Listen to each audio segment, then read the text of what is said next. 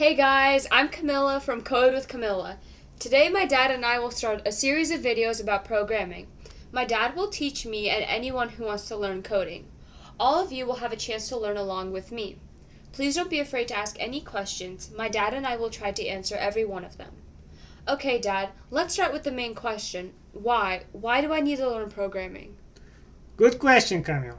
There are two reasons why I want you to learn coding.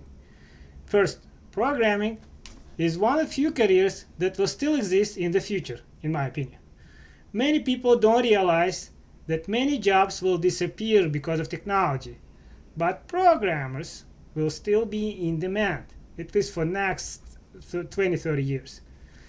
The second reason is that I believe that experience of building programs will help you to learn solving problems in your life. So let me ask you another question. How? How are we going to do this? We will use C#. It works both in Windows and Mac.